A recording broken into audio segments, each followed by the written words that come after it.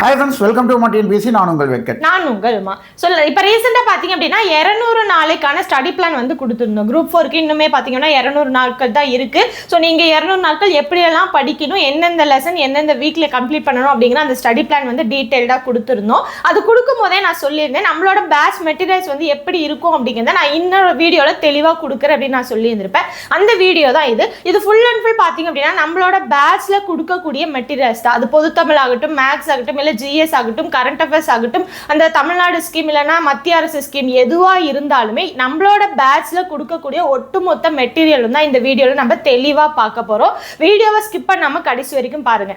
என்னதான் வந்து நம்ம பேட்ச் கொடுக்குற மெட்டீரியல் வந்து இப்படி இருக்கும் அப்படி இருக்கும் அப்படின்னு நம்ம என்னதான் வந்து வாயில சொன்னாலுமே நீங்க கண் கூட அதை தெளிவாக பார்த்துட்டீங்க அப்படின்னா உங்களுக்கு ஒரு நம்பிக்கை வந்துடும் இல்லையா? நம்ம இந்த பேட்ச்ல ஜாயின் பண்ணோம் அப்படின்னா நம்ம வந்து குரூப் 4 கிளியர் பண்ணிடலாம் அப்படிங்கிற அந்த நம்பிக்கை உங்களுக்கு வரணும் இல்லையா? அதனால தான் இந்த வீடியோ ஃபுல்லாகவே உங்களுக்கு மெட்டீரியல்ஸ் ஃபுல்லாக தான் தெளிவாக காட்ட போகிறோம். இது கூடவே பார்த்தீங்கன்னா கொஸ்டின் பேப்பர், நம்ம பேட்ச் எப்படி ரன் ஆகும், ஆன்சருக்கு எப்படி இருக்கும், எக்ஸ்பிளனேஷன் எப்படி கொடுப்போம், இது எல்லாமே கொடுக்கலாம்னு தான் நினைச்சோம். பட் எல்லாத்தையும் கொடுத்தோம் அப்படின்னா வீடியோ வந்து ரொம்ப லென்த்தியாக இருக்கும். ஓகேவா? அதனால அது அடுத்தடுத்து உங்களுக்கு தெளிவாக வரும். இப்போதைக்கு இது ஃபுல் அண்ட் ஃபுல் மெட்டீரியல் மட்டும்தான். இந்த வீடியோவை ஸ்கிப் பண்ணாமல் கடைசி வரைக்கும் பாருங்க.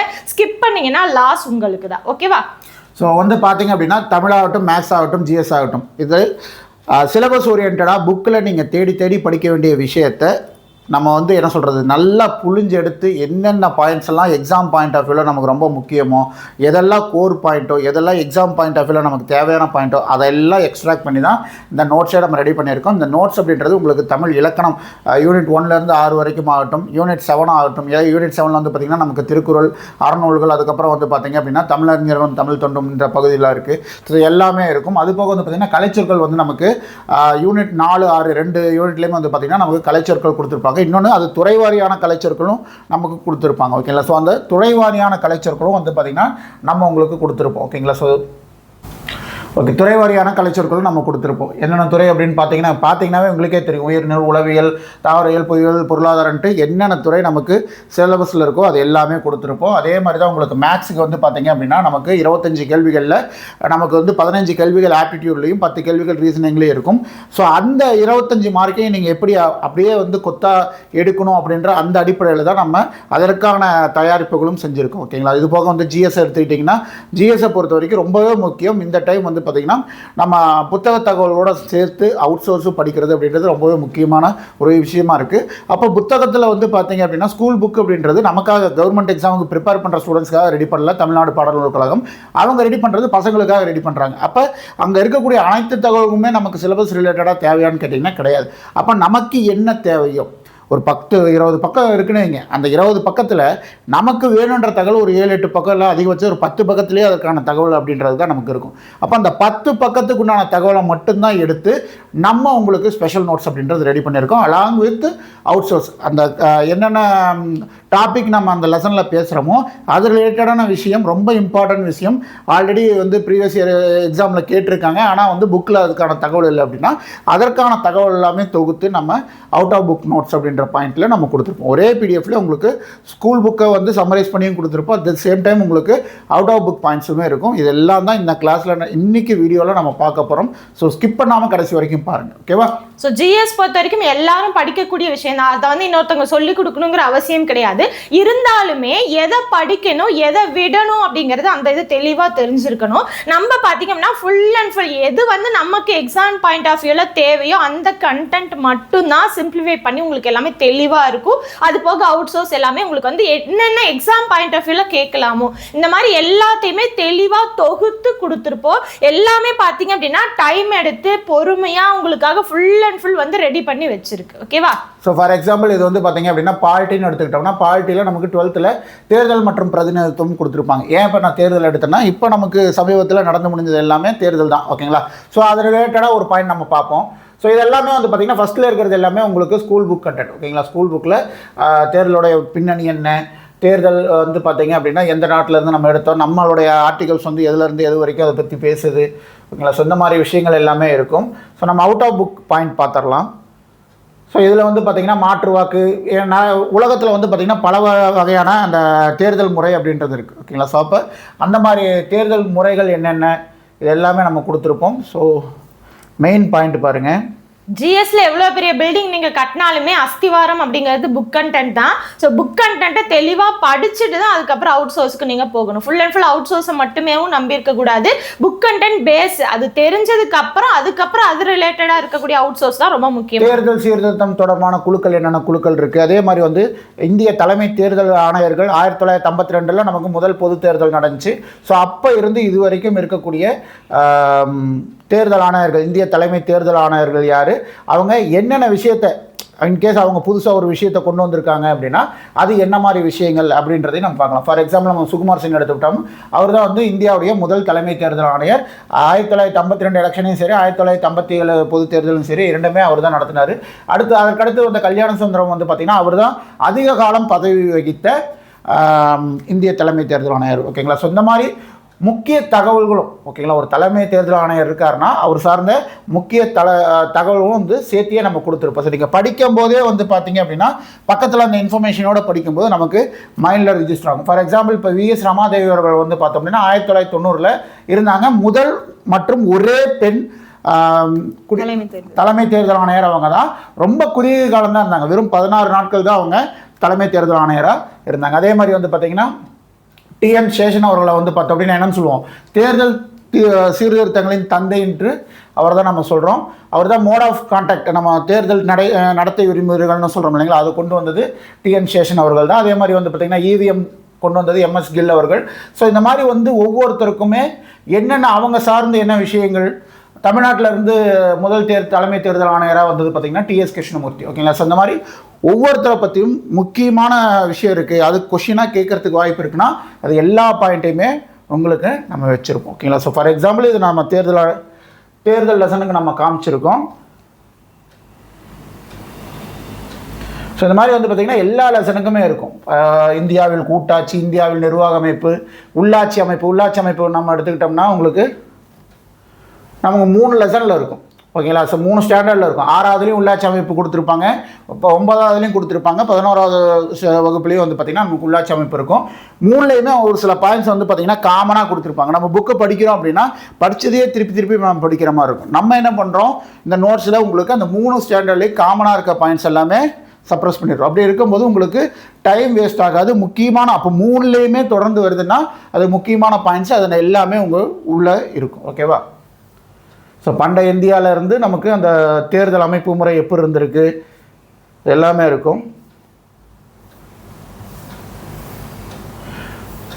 ஸோ நமக்கு வந்து பார்த்தீங்க அப்படின்னா 73வது திருத்தம் வந்து ஊரக உள்ளாட்சியை கொண்டு வந்திருக்கும். அதே மாதிரி 74வது சட்ட திருத்தம் நகர்ப்புற உள்ளாட்சியை நமக்கு கொண்டு வந்திருக்கும். ஸோ அது சார்ந்த சட்டப்பிரிவுகள் என்னென்ன, கிராம சபை, அதுக்கப்புறம் வந்து பார்த்திங்கன்னா அது சார்ந்த சட்டப்பிரிவுகள் 243 ஸ்டார்ட் ஆகி போகும். ஓகேங்களா. ஸோ அந்த சட்டப்பிரிவுகள் ஒன்று என்னென்ன சொல்லுது அப்படின்றது எல்லாமே நம்ம கொடுத்துருப்போம்.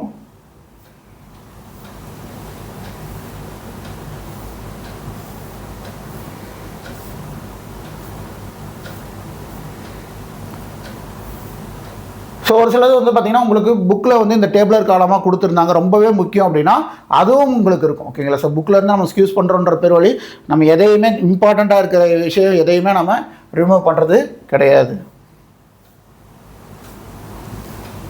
பாருங்கள், ஊரக உள்ளாட்சி பொறுத்த வரைக்கும் நமக்கு 73வது சட்டத்தில் கொண்டு வந்தது.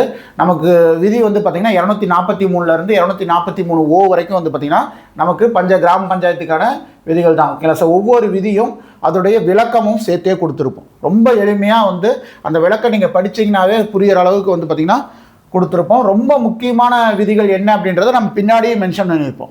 எல்லாத்தையும் கொடுத்துருந்தோம்னாலும் தேர்வில் இது வரைக்கும் என்னென்ன விதிகள் பஞ்சாயத்து சம்மந்தமாக இல்லை வந்து நகர்ப்புற உள்ளாட்சி சம்மந்தமாக கேட்டிருக்காங்களோ அந்த விதிகளை மட்டும் தனியாக எடுத்து இதெல்லாம் முக்கியமான விதிகள்னே நம்ம கொடுத்துருப்போம். இல்லை. ஸோ மொத்தமாகவும் இருக்கும், இப்படியும் இருக்கும். ஸோ பார்த்துங்க. ஸோ இது சார்ந்து பஞ்சாயத்து சார்ந்து வந்து பார்த்திங்கன்னா பஞ்சாயத்து ராஜ் கமிட்டி என்னென்ன கமிட்டி, பல்வந்த் ராய் மேத்தா கமிட்டி ஆகட்டும், அனுமந்தராவ் கமிட்டி ஆகட்டும், துங்கோன் கமிட்டி ஆகட்டும். ஸோ இந்த மாதிரி என்னென்ன கமிட்டி பஞ்சாயத்து சார்ந்து இந்திய அரசால் வந்து அமைக்கப்பட்டதோ அந்த கமிட்டி எப்போது அமைக்கப்பட்டது, அவங்களுடைய பரிந்துரை எப்போது வந்து கொடுத்தாங்க, எத்தனை பரிந்துரை கொடுத்தாங்க, அதில் முக்கியமான பரிந்துரைகள் என்ன, அதன் அடிப்படையில் அரசு எடுத்த நடவடிக்கைகள் என்ன அப்படின்னு நம்ம தெளிவாக கொடுத்துருப்போம். ஓகேங்களா. ஸோ எல்லா பாயிண்ட்ஸுமே உங்களுக்கு தெளிவாக இருக்கும். நாங்கள் கொடுக்குற இந்த நோட்ஸை மட்டுமே நீங்கள் ஃபுல் அண்ட் ஃபுல் படித்தாலே போதும். எதையும் தேடி இது கொடுக்கல அது கொடுக்கல அந்த மாதிரி எதையுமே நீங்கள் தேடி போகணுங்கிற அவசியமே கிடையாது. ஃபுல் அண்ட் ஃபுல் நாங்கள் கொடுக்குறத முழுசாக நீங்கள் பயன்படுத்திக்கிட்டா போதும். ஸோ ஃபார் எக்ஸாம்பிள் இப்போ இந்த விஎன் காட்கள் குழுலாம் பார்த்திங்கன்னா நமக்கு புத்தகத்தில் இருக்காது, ஆனால் கேள்விகள் கேட்டிருக்காங்க. அப்படிங்கும்போது நமக்கு இதை பற்றின விஷயங்கள் நம்ம தெரிஞ்சுக்கணுன்ற அடிப்படையில் தான் ரெண்டையும் நம்ம செப்பரேட்டாகவே கொடுத்துருக்கோம். ஃபஸ்ட்டு வந்து ஸ்கூல் புக்கு தான், அதில் எந்த மாற்றமும் கிடையாது. நம்ம ஃபஸ்ட்டு ஃபோக்கஸ் பண்ணக்கூடியது ஸ்கூல் புக்கு தான். ஸ்கூல் புக்கை முடிச்சதுக்கப்புறம் நம்ம எக்ஸ்ட்ரா இருக்கக்கூடிய அந்த பாயிண்ட்ஸை பார்க்க போகிறோம். அதனால தான் அந்த பிரேக் நம்ம கொடுத்துருக்கோம். ஓகேங்களா? ஸோ நீங்கள் பார்க்கும்போதே இது ஸ்கூல் புக்கு, இது அவுட் சோர்ஸ்ன்றது நமக்கே தெரியும். ஓகே, ஸோ அதுக்கப்புறம் வந்து பார்த்திங்கன்னா சட்டமன்றம், நடுவண் அரசு, உங்களுக்கு தேர்தல், தமிழக அரசு, இந்த 3 லெசன் வந்து பார்த்திங்கன்னா உங்களுக்கு 3லேயுமே கவர் ஆகும். பாலிட்டிலையும் கவர் ஆகும், அதே மாதிரி வந்து ஐஎன்எம்லேயும் கவர் ஆகும், யூனிட் 6லேயும் கவர் ஆகக்கூடியது அந்த 3 லெசன். சமூக நீதி, தமிழக அரசியல் சிந்தனை, தமிழகத்தில் அரசியல் வளர்ச்சி, இந்த 3 லெசன் எல்லாமே.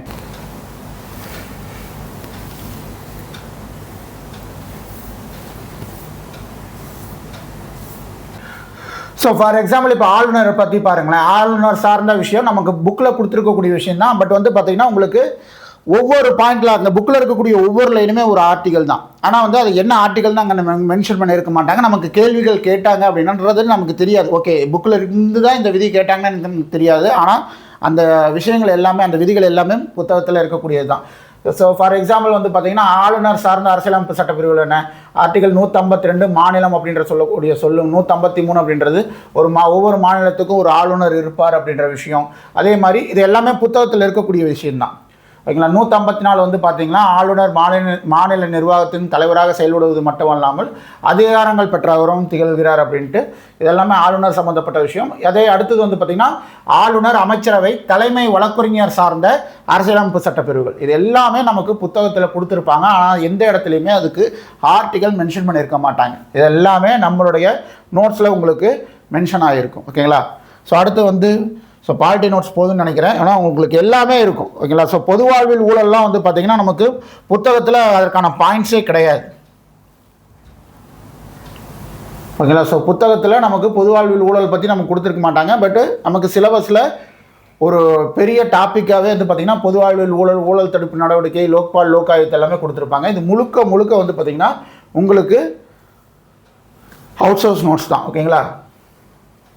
ஸோ ஃபார் எக்ஸாம்பிள் வந்து பார்த்தீங்க அப்படின்னா உங்களுக்கு லோக்பால் எடுத்துக்கிட்டோம்னா லோக்பாலுடைய தேர்வு குழு யார்? ஓகேங்களா? ஸோ லோக்பாலில் இருக்கக்கூடிய நபர்களை யார் தேர்வு செய்கிறாங்க? அந்த தேர்வுக்குழுவில் யார் யார் இருக்காங்க? பிரதமர், மக்களவை சபாநாயகர், மக்களவை எதிர்க்கட்சி தலைவர், இந்திய தலைமை நீதிபதி இருப்பாங்க. அதுபோக வந்து பார்த்திங்கன்னா ஒரு சிறந்த சட்ட நிபுணரும் பரிந்துரை பண்ணி அதில் வச்சுருப்பாங்க. ஓகேங்களா? ஸோ இவங்க எல்லாமே வந்து பார்த்திங்கன்னா அந்த தேர்வுக்குழுவில் இருக்கக்கூடிய நபர்கள். ஸோ இதெல்லாமே டிஎன்பிஎஸ்சி கேள்விகள், முந்தைய கேள்விகள். ஓகேங்களா? ஸோ இது எல்லாமே குரூப் 4 எக்ஸாம்லேயே கேட்டாங்களான்னு கேட்டிங்கன்னா கிடையாது. பலவேறுபட்ட எக்ஸாம்ஸில் வந்து கேட்ட கேள்விகள் தான். ஸோ நமக்கு குரூப் 4ல் கேட்க மாட்டாங்கன்னு நம்ம சொல்லவும் முடியாது. ஏன்னா நமக்கு சிலபஸில் இருக்கக்கூடிய டாபிக் தான். ஓகேவா? ஸோ அப்படி இருக்கும்போது நம்மளுடைய ப்ரிப்பரேஷன் அப்படின்றது சிலபஸில் என்னென்ன விஷயங்கள் இருக்குது, அது எப்படியெல்லாம் கேட்கலாம் அப்படின்ற அந்த கண்ணோட்டத்தில் தான் நம்ம படிக்கணும். அந்த கண்ணோட்டத்தில் தான் நம்மளுடைய நோட்ஸும் நம்ம ரெடி பண்ணியிருக்கோம். ஓகேங்களா? ஸோ அடுத்து வந்து பார்த்திங்கன்னா உங்களுக்கு ஃபார் எக்ஸாம்பிள் இப்போ ஐஎன்எம் எடுத்துக்கங்களேன். ஐஎன்எம் எடுத்துக்கிட்டிங்கன்னா உங்களுக்கு இப்போ இந்த இந்திய விடுதலை போராட்டத்தில் தமிழ்நாட்டின் பங்கு அப்படின்றது உங்களுக்கு 2லேயுமே கவர் ஆகும். ஓகேங்களா? உங்களுக்கு ஐஎன்எம்லேயும் கவர் ஆகக்கூடிய லெசன், யூனிட் 6லேயும் கவர் ஆகக்கூடிய லெசன். ஸோ இதை நம்ம எப்படி எடுத்திருப்போம் அப்படின்னா தமிழ்நாட்டுடைய போர்ஷனை மட்டும் எல்லா விஷயத்துலையுமே வந்து பார்த்திங்கன்னா இந்திய அளவில் நடந்திருக்கக்கூடிய விஷயம் தான். ஒத்துழைமை இயக்கம், உப்பு சத்தியாகிரகம், கிலாபத் இயக்கம், அதுக்கப்புறம் வந்து பார்த்திங்கன்னா இன்னும் பலதரப்பட்ட விஷயங்கள், காங்கிரஸ் மாநாடு உட்பட வந்து பார்த்திங்கன்னா இந்திய அளவில் நடந்தது தான். ஆனால் அதில் ஸ்பெசிஃபிக்காக ஒவ்வொரு விஷயத்துலையும் தமிழ்நாட்டோட பங்கு என்ன, அந்தந்த விஷயத்தில் தமிழ்நாட்டுடைய தலைவர்கள் எந்தெந்த தலைவர்கள் ஈடுபட்டாங்க, அவங்களுடைய பங்களிப்பு எப்படி இருந்துச்சு, அவங்க எப்படி சிறைக்கு சென்றாங்க, அந்த விஷயத்தை இங்கே எப்படி, அந்த விஷயம் தமிழ்நாட்டில் எப்படி நடந்தது, ஸோ அதனுடைய விளைவுகள் என்ன, அடக்குமுறைகள், ஆங்கிலேயருடைய அடக்குமுறை என்ன அப்படின்ற அடிப்படையில் எல்லாமே தமிழ்நாட்டை வந்து முன்னிலைப்படுத்தியே வந்து பார்த்திங்கன்னா இந்த நோட்ஸ் முழுக்க இருக்கும். ஓகேங்களா? ஏன்னா யூனிட் 6 அப்படிங்கிறது உங்களுக்கு தமிழ்நாட்டோட சார்ந்தது அப்படின்றதுனால அந்த பாயிண்ட்ஸ் எல்லாமே நமக்கு தமிழ்நாட்டை ஃபோக்கஸ் பண்ணி தான் இருக்கும். ஃபார் எக்ஸாம்பிள் இப்போ இந்திய தேசிய காங்கிரஸ் அப்படின்றது நமக்கு தெரியும். முதல் காங்கிரஸ் மாநாடு 1885 பம்பாயில் நடந்துச்சு. ஆனால் காங்கிரஸ்னு ஒரு கட்சி ஆரம்பிக்கணும் அப்படின்ற விஷயம் எங்கே அடித்தளம் விட்டதுன்னு பார்த்தீங்க அப்படின்னா, எங்கே அதற்கான ஃபவுண்டேஷன் போடப்பட்டதுன்னு பார்த்தீங்கன்னா சென்னையில் தான் போடப்பட்டது. ஓகேங்களா? ஸோ எப்போ சென்னை அடையாறில் தான் வந்து பார்த்திங்கன்னா பிரம்மயான சபையுடைய ஆண்டு கூட்டத்தில் தான் அதற்கான விஷயமே பேசியிருப்பாங்க. ஓகேங்களா? ஸோ இந்த மாதிரி விஷயங்கள் நமக்கு ரொம்பவே முக்கியம். ஸோ இதெல்லாமே வந்து பார்த்திங்கன்னா தொடர்புடைய விஷயங்கள். நமக்கு முதல் காங்கிரஸ் மாநாடு எங்கே நடந்துச்சுன்னு எல்லாத்துக்குமே தெரியும். பபால் நடந்துச்சு, 1885 நடந்துச்சுன்னு தெரியும். ஆனால் அது தொடர்புடைய இன்னொரு விஷயம் ரொம்ப முக்கியம். அதையும் நம்ம தெரிஞ்சுக்கணும். ஒவ்வொரு விஷயத்துக்கும் முன் பின் என்னன்றதை நம்ம தெரிஞ்சுக்க வேண்டியது ரொம்பவே அவசியம். ஸோ ஃபார் எக்ஸாம்பிள் வந்து பார்த்திங்க அப்படின்னா காங்கிரஸும் தமிழ்நாடும் இந்த போர்ஷன் பாருங்களேன். நமக்கு வந்து 7 மாநாடு சென்னையில் நடந்ததுன்னு தெரியும். காங்கிரஸுடைய அகில இந்திய மாநாடு வந்து பார்த்திங்கன்னா 7 மாநாடு சென்னையில் நடந்தது தெரியும். அந்த 7 மாநாட்டிலையும் யார் தலைமை தாங்கினாங்க, எந்தெந்த வருஷம் பாருங்கள். 1887, 894, 98, 903, 1908, 1914, 1927 இந்த காலகட்டத்திலலாம் சென்னையில் காங்கிரஸ் மாநாடு நடந்திருக்கும். அதை தலைமை தாங்கியவங்க யார், முக்கியமான முடிவுகள் அதில் எடுத்திருந்தாங்க அப்படின்னா அது என்ன முடிவு? ஃபார் எக்ஸாம்பிள் வந்து பார்த்திங்கன்னா 1914 நடந்த சென்னை காங்கிரஸ் மாநாட்டில் எடுத்த முக்கிய முடிவு இராணுவத்தில் வந்து பார்த்திங்கன்னா இந்தியர்களுக்கு உயர் பதவி வழங்கணும் அப்படின்ட்டு. அதே மாதிரி 1927 சைமன் கமிஷனை வந்து புறக்கணிக்கணும் அப்படின்ற தீர்மானத்தை முக்கிய தீர்மானமாக எடுத்திருப்பாங்க. அதே மாதிரி காங்கிரஸ் மாநாட்டை தமிழ்நாட்டிலேருந்து போய் யார் தலைமை தாங்கினா அப்படின்ற விஷயமும் இருக்குது. ஓகேங்களா? ஸோ வெளியிலேருந்து வந்து இங்கே சென்னையில் தமிழ்நாட்டில் காங்கிரஸ் மாநாடு நடத்தின விஷயமும் இருக்கும். அதே மாதிரி அகில இந்திய காங்கிரஸ் மாநாட்டில் இங்கேருந்து தமிழுடைய தமிழ்நாட்டு ஆளுங்க போய் யார் தலைமை தாங்கினாங்க. ஃபார் எக்ஸாம்பிள் 1920 வந்து பார்த்திங்கன்னா சிவி விஜயராகவாச்சாரியார் அவர் தலைமை தாங்கியிருப்பார். 1926 வந்து பார்த்திங்கன்னா எஸ் சீனிவாச ஐயங்கார் தலைமை தாங்கியிருப்பார். ஸோ இந்த மாதிரி முழுக்க இந்த நோட்ஸு உங்களுக்கு தமிழ்நாட்டை பேஸ் பண்ணி இருக்கும். ஓகேங்களா? தேசிய காங்கிரஸ் 1852 சென்னை வாசிகள் சங்கத்திலேருந்து ஆரம்பித்து நம்ம சுதந்திரம் வாங்கின காலகட்டம் வரைக்கும் முழுக்க தமிழ்நாட்டுடைய பங்கை குறிப்பிடக்கூடிய நோட்ஸ் இது. ஸோ வஉசி, அதுக்கப்புறம் அந்த கல்கத்தா காங்கிரஸ் மாநாடுக்கு அவங்க போயிருக்கிறது, அதுக்கப்புறம் சூரத் காங்கிரஸ் மாநாடு, அங்கே மிதவாதிகள் தீவிரவாதிகள் அந்த பிரிவு, அதுக்கப்புறம் வந்து பார்த்திங்கன்னா இங்கே ஒரு சுதேசி இயக்கம் ஆரம்பித்தது,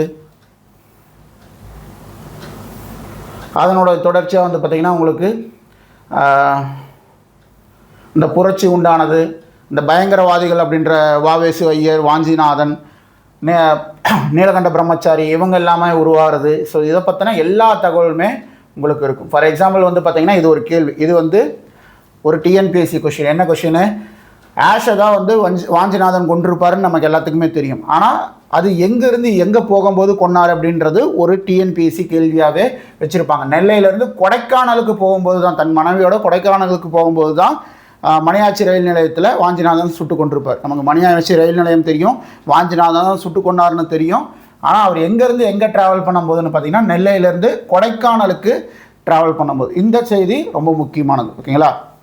ஸோ இந்த மாதிரி தேவையான பாயிண்ட்ஸை மட்டும் வச்சுருப்போம். ரொம்ப கசன்ட்டு தேவையில்லாத இருக்காது. உங்களுக்கு எல்லா பாயிண்ட்ஸுமே முக்கியமான பாயிண்ட்ஸு ஹைலைட்டடாகவும் இருக்கும். ஓகேங்களா?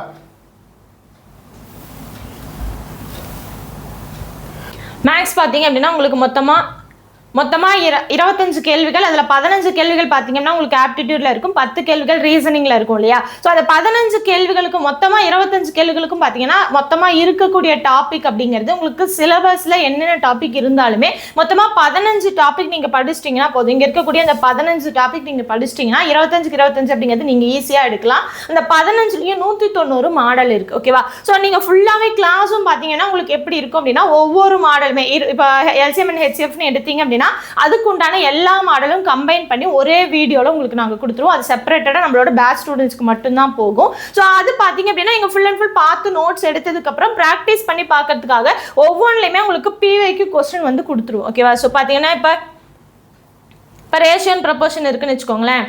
ஸோ அதுக்கான பிவைக்கு கொஸ்டின் வந்து உங்களுக்கு தெளிவாக கொடுத்துருவோம்.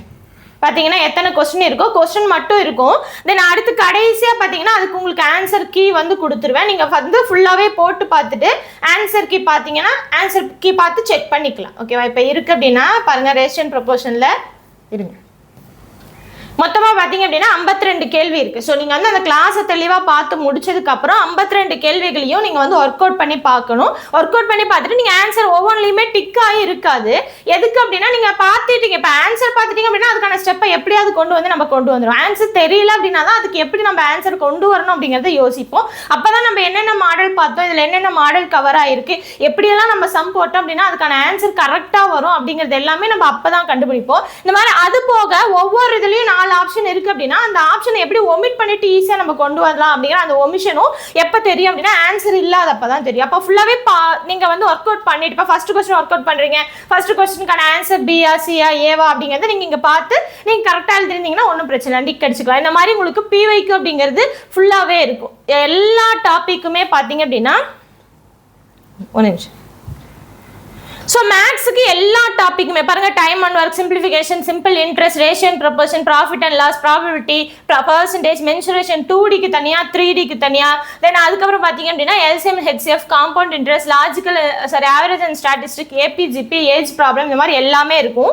பட் லாஜிக்கல் ரீசனிங் உங்களுக்கு நான் தனித்தனியாக கொடுத்துருப்பேன். இது பார்த்தீங்கன்னா உங்களுக்கு ஆர்எஸ் அகர்வால் புக்கில் இருந்து இம்பார்ட்டன்ட் பாயிண்ட்ஸு, எஸ்எஸ்சி கொஸ்டின், இந்த மாதிரி ஆர்ஆர்பி கொஸ்டின், இந்த மாதிரி இருக்கக்கூடிய கொஸ்டினாக பார்த்து நான் கொடுத்துருப்பேன். இந்த மாதிரி இதுக்குமே பின்னாடி கடைசியா பாத்தீங்க அப்படின்னா நான் ஆன்சர் கீ கொடுத்துருப்பேன். ஓகேவா? ஸோ ஃபுல் அண்ட் ஃபுல் நீங்க என்ன பண்ணிக்கலாம் அப்படின்னா, ஏன்னா அந்த ரீசனிங் நம்ம வந்து தனித்தனியாக போயிட்டு இருக்கோம் இல்லையா? ஸோ அந்த ரீசனிங் 500 சம்ஸை நான் வந்து ஸ்கெட்யூல் ஒவ்வொன்றுலையுமே 20 சம் 40 சம் ஆட் பண்ணியிருப்பேன். அது வந்து இதில் கொடுக்கக்கூடாது அப்படிங்கிறதுக்காக இதில் தனியாகவே உங்களுக்கு லாஜிக்கல் ரீசனிங் ஒர்க் அவுட் பண்ணணும் அப்படிங்கிறதுக்காகவே தனியாக ஒவ்வொன்றுலையும் உங்களுக்கு வந்து ஆர்எஸ் அகர்வால் புக் ஆகட்டும், இல்லை பார்த்தீங்க அப்படின்னா மற்ற எக்ஸாம்ஸ், ஓகேவா? ஸோ சென்ட்ரல் போர்டு எக்ஸாம் எல்லாத்தையும் சேர்த்து கம்பைன் பண்ணி தான் உங்களுக்கு எல்லாமே கொடுத்துருப்போம். நீங்கள் வந்து ஒர்க் அவுட் பண்ணி பார்க்கணும். லாஜிக்கல் ரீசனிங் 10 கொஸ்டின் வருது அப்படின்னா 10 கொஸ்டினில் எல்லாராலையுமே மேக்ஸிமம் சால்வ் பண்ண முடியும் தான். ஆனால் என்ன ஒரே ஒரு மிஸ்டேக் அதில் அப்படி பார்த்தீங்க அப்படின்னா ஃபுல் அண்ட் ஃபுல் நீங்கள் ஒர்க் அதை வந்து யோசிச்சு போகிறதுக்கு டைம் இழுக்கும். ஓகேவா? ஸோ 10 கொஸ்டின் அப்படிங்கிறது இதில் 15 கொஸ்டின் போடுறத விட அது டைம் இழுக்கும். ஏன்னா யோசிக்கணும் எப்படி வரும் அப்படிங்கிறது யோசிக்கணும். அந்த யோசிக்கிறதுலேயே டைம் அப்படிங்கிறது போயிடும்.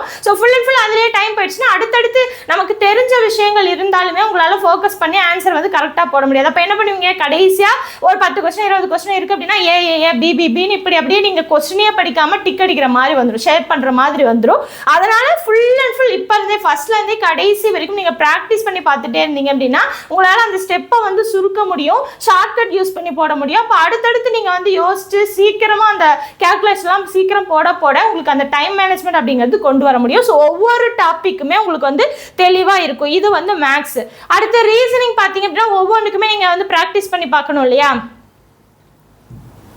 ஸோ ரீசனிங் பார்த்தீங்கன்னா இப்போ 20 சம் இருக்குது அப்படின்னா அந்த 20 சம்மையும் ஃபுல் அண்ட் ஃபுல் பார்த்தீங்கன்னா இப்படி கொடுத்துருவேன். ஓகேவா? ஸோ நீங்கள் வந்து ஸ்பேஸும் கொடுத்துருவேன். நீங்கள் பார்த்தீங்கன்னா நீங்கள் அதுலேயே பிரிண்ட் அவுட் எடுத்தீங்கன்னா அதுலேயே கூட ஒர்க் அவுட் பண்ணி பார்த்துக்கலாம். இல்லை பிடிஎஃபாக இருக்குது நீங்கள் அதுலேயே ரைட் பண்ண முடியும் அப்படின்னா, ஏன்னா அதுலேயே எடிட் கொடுத்துருப்பா, நீங்கள் அதுலேயே கூட ரைட் பண்ணி சேவ் பண்ணி வச்சுக்கலாம். ஆன்சரோடு நீங்கள் வந்து அடுத்து சேவ் பண்ணி வச்சுக்கலாம். ஸோ சேவ் பண்ணிட்டீங்க அப்படின்னா நீங்கள் ரீகால் பண்ணுறதுக்கு உங்களுக்கு ஈஸியாக இருக்கும். ஃபுல்லாக கடைசியாக பார்த்தீங்கன்னா உங்களுக்கு ஆன்சருக்கு வந்து ஒவ்வொரு 20 சம்முக்குமே நான் வந்து கொடுத்துருப்பேன். ஸோ ஒவ்வொரு 20 சம்முக்குமே பார்த்தீங்கன்னா உங்களுக்கு ஆன்சருக்கு அதே மாதிரி தான் எப்படி மேக்ஸுக்கு கொடுத்துருக்கணும் அதே மாதிரி சேம் ரீசனிங்க்கு கொடுத்துருப்பேன். நீங்கள் வந்து ஃபுல் அண்ட் ஃபுல் வந்து ஒர்க் அவுட் பண்ணி பார்த்து நீங்கள் ஆன்சர் கண்டுபிடிச்சிட்டா போதும். ஸோ ஃபுல் அண்ட் ஃபுல் பாருங்கள் எல்லாத்துக்குமே கொடுத்துருப்பேன். ஓகேவா? ஸோ அந்த 500 சம்மும் இதில் வந்து கவர் ஆகிடும். அது போக அங்கே ஒரு 500 சம், அப்போ கிட்டத்தட்ட 1000 சம் வந்து நீங்கள் வந்து பிவைக்கு மட்டுமே பார்க்க போகிறீங்க. இது போக அடிஷ்னலாக உங்களுக்கு கிளாஸில் இருக்கக்கூடியது எல்லாமே ஆர்எஸ் அகர்வால் புக்கில் இருக்கக்கூடியது தான் கிளாஸில் எடுத்திருப்பேன். அது போக இம்பார்ட்டன்ட் பாயிண்ட் ஸ்கூல் புக்கில் இருக்கக்கூடியது, இது எல்லாமே கம்பைன் பண்ணி தான் உங்களுக்கு அந்த மாடல் அப்படிங்கிறது கவர் ஆகும். நிறைய பேர் ஆர்எஸ் அகர்வால் புக் நடத்துவீங்களா அப்படின்னு கேட்பீங்க. அதனால தான் நான் முன்னாடியே சொல்லிடுறேன், ஆர்எஸ் அகர்வாலும் இன்க்ளூடட் தான். RS Agarwal school book, PYQ, அதுக்கப்புறம் இம்பார்ட்டன்ட் கொஸ்டின்ஸ், இந்த மாதிரி எல்லாமே கம்பைன் பண்ணி தான் எல்லா மாடலும் நாங்கள் வந்து கவர் பண்ணி தான் கிளாஸ் வந்து நடத்தியிருப்போம். நீங்கள் அந்த கிளாஸை தெளிவாக பார்த்துட்டு அதுக்கப்புறம் உங்களுக்கு ஸ்கூல் புக்கையும் நான் கொடுத்துருவேன். ஸோ ஸ்கூல் புக்கில் இருக்க கொஸ்டின்ஸும் நீங்கள் ஒர்க் அவுட் பண்ணி பார்க்கலாம், பிஒய்க்யூவும் ஒர்க் அவுட் பண்ணி பார்க்கலாம், அடிஷ்னலாக கொடுக்கக்கூடிய கொஸ்டின்ஸும் நீங்கள் ஒர்க் அவுட் பண்ணி பார்க்கலாம். இது போக ஒவ்வொரு டெஸ்ட்லையுமே உங்களுக்கு கேள்விகள் கொடுப்போம், அது எல்லாத்தையுமே ஒர்க் அவுட் பண்ணி பார்க்கலாம். ஸோ ஃபுல் அண்ட் ஃபுல் மேக்ஸை பொறுத்த வரைக்கும் ஒர்க் அவுட் பண்ணால் மட்டுமே தான் வரும், இல்லை அப்படின்னா மேக்ஸ் அப்படிங்கிறது வரவே வராது. ஓகேவா? ஸோ இது ரெண்டுமே மேக்ஸ் ரீசனிங்காக. ஸோ 25 மார்க் அப்படிங்கிறத நீங்கள் ஈஸியாக எடுத்துட முடியாது. ப்ராக்டிஸ் தான் ஒவ்வொரு டைமும் உங்களுக்கு வேணும். அப்போ ப்ராக்டிஸை வந்து ரெகுலராக பண்ணீங்க, சம்ஸ் போட்டு பார்த்தீங்க, அந்த தவறுகள் வந்துச்சு அப்படின்னா அதை வந்து கரெக்ட் பண்ணுறீங்க, எப்படியெல்லாம் யோசிக்கலாம் அப்படிங்கிற அந்த ஐடியாவை வந்து கேல்குலேட் பண்ணுறீங்க. இந்த மாதிரி விஷயங்கள் தான் மேக்ஸில் ரொம்ப முக்கியமானது. அதை எல்லாமே நீங்க ரொட்டீனா பண்ணிக்கிட்டே இருப்பீங்க. ஓகேவா? அது போக ஒவ்வொரு டெஸ்ட் எழுதுறீங்க அப்படின்னாலுமே எல்லா அந்த டெஸ்ட்டுக்குமே உங்களுக்கு எக்ஸ்பிளனேஷன் அப்படிங்கிறது மேக்ஸுக்கு வீடியோவாகவே வந்துடும். மேக்ஸ் ஆகட்டும் பொதுத்தமிழ் ஆகட்டும் உங்களுக்கு வீடியோ வந்து எக்ஸ்பிளனேஷனுக்கு கொடுத்துருவோம். ஜிஎஸ்ஸை பொறுத்த வரைக்கும் எக்ஸ்பிளனேஷன் பிடிஎஃபாக வந்துடும். அப்போ ஒவ்வொரு சம்முமே நான் ஒர்க் அவுட் பண்ணி உங்களுக்கு வீடியோ எடுத்து அனுப்பிடுவேன். அப்போ 25 கொஸ்டினுமே நீங்கள் எவ்வளோ கொஸ்டின் உங்களால் அட்டன் பண்ண முடியுதோ பிரச்சனை இல்லை. பட் அட்டன் பண்ண முடியாத கொஸ்டின்ஸ், எப்படி போடணுங்கிற தெரியாத கொஸ்டின், எந்தெந்த மாதிரி அப்ரோச் பண்ணணும் அப்படிங்கிறது தெரியாது, ஆன்சர் தவறாக வரக்கூடியது, இந்த மாதிரி எல்லாமே நீங்கள் ஒர்க் அவுட் பண்ணி தெளிவாக பார்த்துக்கலாம். அது போக அந்த எக்ஸ்பிளனேஷன் வீடியோ பார்த்தாலே உங்களுக்கு தெளிவாக தெரிஞ்சிடும். ஓ, இந்த மாதிரி தான் இந்த சமயம் யோசிக்கணுமோ, இந்த மாதிரி ஒரு வேளை அப்ரோச் பண்ணியிருக்கலாமோ அப்படிங்கிற அந்த ஐடியாஸ் எல்லாமே உங்களுக்கு அந்த எக்ஸ்பிளனேஷன் பார்த்தா தெரிஞ்சிடும். ஓகேவா? என்னதான் வந்து டெஸ்ட் எழுதி படிச்சிருந்தாலும் டெஸ்ட் எழுதி பார்த்தாலுமே அந்த டெஸ்ட்ல இருக்கக்கூடிய தவறுகளை திருத்திக்கிட்டு அடுத்தடுத்த டெஸ்ட்டுக்கு போனீங்க அப்படின்னா தான் அதான் அதோட ஃபுல் இது வந்து உங்களுக்கு கிடைக்கும். ஓகேவா? ஸோ முழு பலன் அப்படிங்கிறது அப்பதான் கிடைக்கும். ஏன்னா அப்பதான் உங்களோட மிஸ்டேக்ஸை திருத்திக்கிட்டு அடுத்தடுத்து போக முடியும். அந்த மிஸ்டேக்கே உங்களுக்கு கொஸ்டினாக வந்து நிற்கலாம் எக்ஸாமில். இப்போ ஒரு தவறு பண்ணுறீங்க, இல்லை ஒரு இடத்துல வந்து நிற்கும் போது அந்த சம் எப்படி போகிறது நான் தெரியல அப்படின்னா அந்த இடத்துலையே வந்து அதே கொஸ்டின் உங்களுக்கு எக்ஸாமில் வந்து நிற்கலாம். அதை நீங்கள் கரெக்ட் பண்ணிட்டு போனீங்க அப்படின்னா தான் அந்த கரெக்டாக நீங்கள் எக்ஸாமில் அதை அட்டன் பண்ண முடியும். ஓகேவா? ஸோ இப்போ வந்து ஈவன் நீங்கள் ப்ராக்டிஸ் பண்ணும்போது நமக்கு சந்தேகம் வருது, அப்போ நம்ம என்ன பண்ணலாம் அப்படின்னு கேட்டிங்கன்னா, உங்களுக்கு எந்த கொஸ்டின் சந்தேகம் வருதோ அந்த வீடியோஸ்க்கு வந்து உங்களுக்கு லிங்க் நம்ம ஷேர் பண்ணியிருப்போம். ஸோ அதற்கான லிங்க்கை ஓப்பன் பண்ணி என்ன டவுட் வருதோ அதை நீங்கள் பார்த்து கிளாரிஃபை பண்ணிக்கவும் முடியும். ஓகேங்களா? அடுத்து இப்போ ஜியோகிராஃபி பார்த்தீங்க அப்படின்னா ஜியோகிராஃபியில் நீங்கள் 10th லெசன் மட்டுமே தெளிவாக பார்த்தா போதும். ஜியோகிராஃபியில் 10th 7 லெசன் இருக்கும். அந்த 7 லெசனுமே தெளிவாக பார்த்தா போதும். ஏன்னா உங்களுக்கு அதில் 5 மார்க் தான், அது கூட கரண்ட் அஃபேர்ஸ் கலந்து வரும் இல்லையா? அப்போ அந்த 7 அந்த யூனிட்டையும் தெளிவாக படிச்சிட்டிங்க அப்படின்னாலே போதுமானதான். அதுக்கு உண்டானது எல்லாமே உங்களுக்கு நாங்கள் கொடுத்துருப்போம். ஓகேவா? ஸோ அவுட் சோர்ஸோட உங்களுக்கு வந்து தெளிவாக இருக்கும். ஸோ அவுட் சோர்ஸ் ஃபஸ்ட்டு எல்லாமே உங்களுக்கு ஸ்கூல் புக் கண்டென்ட் தான். ஓகேவா? ஸோ ஓப்பன் பண்ணோடனே எந்த லெசன் எல்லாமே கொடுத்துருவேன். ஸோ அது போக பார்த்தீங்கன்னா உங்களுக்கு அதில் இருக்கக்கூடியதை சிம்பிளிஃபை பண்ணி பாயிண்ட்ஸ் எல்லாமே பார்த்தீங்கன்னா எல்லாமே ஹைலைட் பண்ணியிருக்கும். ஏன்னா எதுக்காக இந்த ஹைலைட் இருக்குது அப்படின்னா நீங்கள் வந்து படிச்சிட்டீங்க, என்னதான் வந்து ரிப்பீட்டடாக அந்த இதை திருப்பி பார்த்து படிச்சு வச்சிருந்தாலுமே நீங்கள் எக்ஸாமில் நீங்கள் ஏதாவது ஒரு கொஸ்டின் வருது அப்படின்னா உங்களுக்கு ஈஸியாக ஐடென்டிஃபை பண்ண முடியும். அப்பயே நீங்கள் அதை வந்து சிந்திச்சிருவீங்க. இந்த இடத்துல இந்த கலரில் ஹைலைட் பண்ணியிருக்கு, இந்த இடத்துல இந்த பக்கத்தில் இருந்தது தான், இந்த பிடிஎஃப்ல இருந்தது தான் அப்படிங்கிறது உங்களுக்கு ஈஸியாக தெரியும். டெஸ்ட் எழுதும் போதே அதை நீங்கள் இது கண்டுபிடிப்பீங்க. ஓகேவா? ஸோ டெஸ்ட் எழுதும் போதே அதெல்லாம் உங்களுக்கு தெளிவாக தெரிஞ்சிடும். இது பார்த்தீங்கன்னா ஸ்கூல் புக் இருக்கக்கூடிய கண்டென்ட். ஓகேவா? இது ஃபுல்லாவே ஸ்கூல் புக்ல இருக்கக்கூடியது. பின்னாடி ஃபுல்லா பாத்தீங்கன்னா உங்களுக்கு அவுட் சோர்ஸ் எல்லாமே கொடுத்திருப்போம்.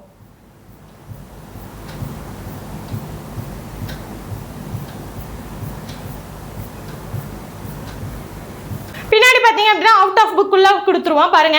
ஆக்சுவலாக பார்த்தீங்கன்னா தேசிய நெடுஞ்சாலை இதில் வந்து பார்த்தீங்கன்னா இந்த NH44 தான் பெருசு அப்படிங்கிறது எல்லாருக்குமே தெரியும். பட் அதுக்கு முன்னாடி இருந்த பேர் பார்த்தீங்கன்னா NH7 தான் இருந்தது.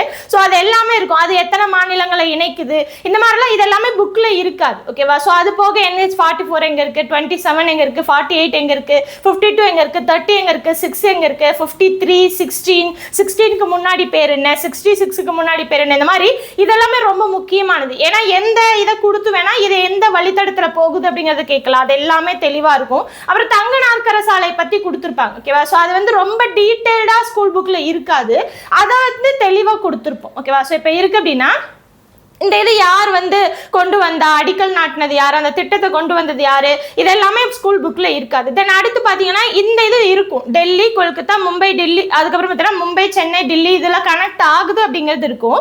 அந்த கனெக்ட் ஆகக்கூடிய அந்த ரோடு இருக்கு இல்லையா, அது வந்து NHல எத்தனாவது, ஸோ 2, 8, 4, 5 அப்படிங்கிறது இருக்கும். அது போக அதோட கிலோமீட்டர் என்ன, இப்போ டெல்லி டு கொல்கத்தா எவ்வளோ கிலோமீட்டர்ல இருக்கு அது வந்து டீட்டெயில்டா இருக்கா, மொத்தமா கிலோமீட்டர் வந்து கொடுத்துருப்பாங்க. ஓகேவா?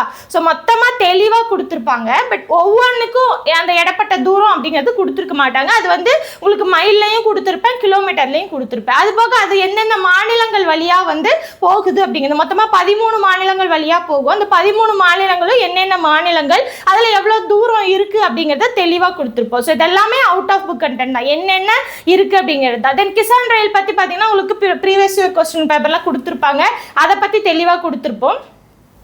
இது எல்லாமே உங்களுக்கு அவுட் ஆஃப் புக் தான். ஓகேவா? ஸோ ஃபுல் அண்ட் ஃபுல் பார்த்தீங்கன்னா பின்னாடி இருக்கிறது எல்லாமே அவுட் ஆஃப் புக்காக தான் வரும். ஃபர்ஸ்ட் கண்டென்ட் எல்லாமே பார்த்தீங்கன்னா உங்களுக்கு ஸ்கூல் புக் தான். ஸ்கூல் புக்கில் இருக்கிறது தான் மெயின். அதை ஃபர்ஸ்ட் தெளிவாக படிச்சிடணும். அதுக்கப்புறம் தான் அவுட் சோர்ஸ் அப்படிங்கிறத போகணும்.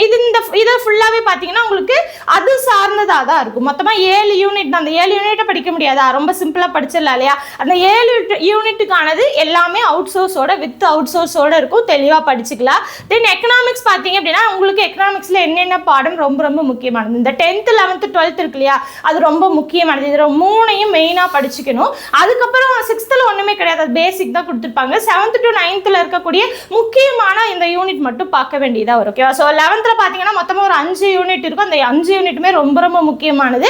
அதை தெளிவாக படிச்சுக்கணும். எப்பயுமே நீங்கள் சின்ன கிளாஸ்லேருந்து போகாதீங்க. போகும்போதே பெரிய கிளாஸ்லேருந்து போனீங்க அப்படின்னா உங்களுக்கு படித்தது சின்ன கிளாஸில் ஒரு சிலது தான் எக்ஸ்ட்ரா பாயிண்ட் படிக்கிற மாதிரி இருக்கும். அப்போ அந்த எக்ஸ்ட்ரா பாயிண்ட்டை கடைசியாக சும்மா ஓரலாக பார்த்துக்கிட்டாலே போதுமானது தான். பெரிய கிளாஸ்லேருந்து போகும்போது அதை பற்றி இன்னும் டெப்த்தாக படிச்சுட்டு போகலாம். நிறைய இன்ஃபர்மேஷன் தெரியும். நிறைய நீங்கள் நோட்ஸ் எடுக்கலாம். தென் ரீகால் பண்ணுறதுக்கு ஈஸியாக இருக்கும்.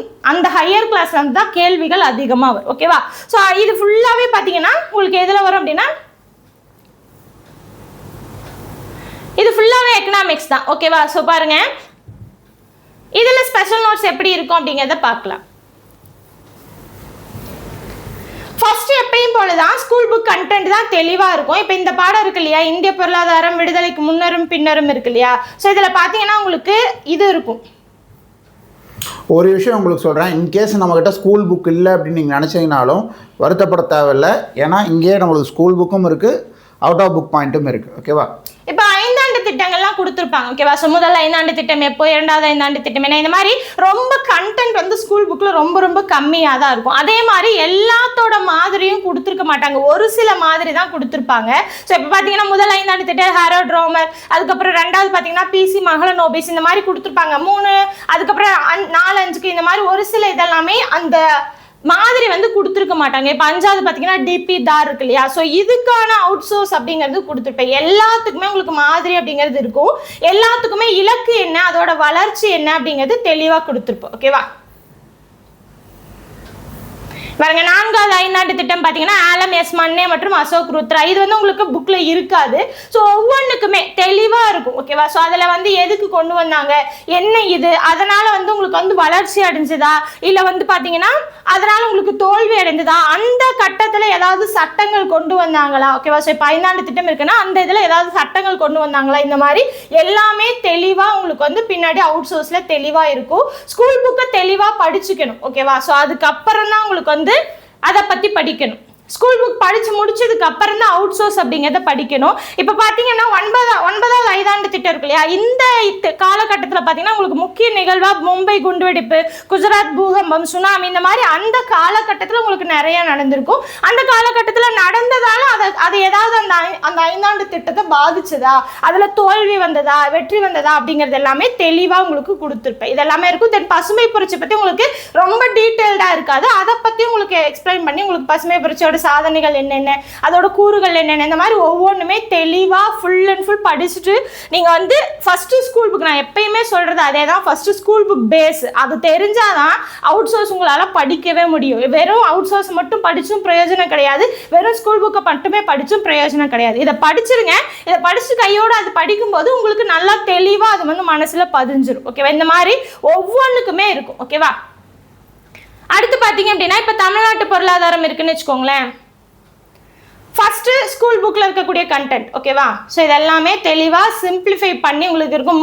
ரொம்ப ரொம்ப முக்கியமானது பாக்ஸ் கண்டென்ட்லாம் இருக்குது அப்படின்னா அப்படியே கொடுத்துருவோம். ஓகேவா? அது அப்படியே நீங்கள் ஏன்னா அது பாக்ஸ் கண்டென்ட்னு தெரிஞ்சாதான் அதை இன்னுமே நீங்கள் நல்லா தெளிவாக படித்து வச்சுக்குவீங்க அப்படிங்கிறதுக்காக. ஓகேவா?